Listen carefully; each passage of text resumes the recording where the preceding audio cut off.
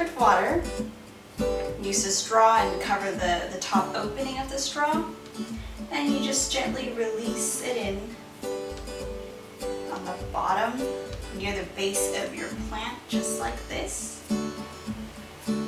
I would release the water from the straw and do this a few times, and that should be enough for your succulents and cactus. And I usually water them about once every 2 weeks to once every 3 weeks, depending how hot the weather is. And even in the winter, sometimes it gets too cold and I don't even water them at all.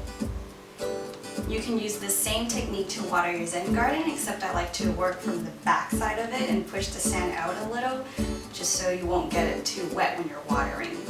Hope you find this demo helpful, and if you haven't subscribed, please do. I'll have more videos coming up soon. I'll see you next time.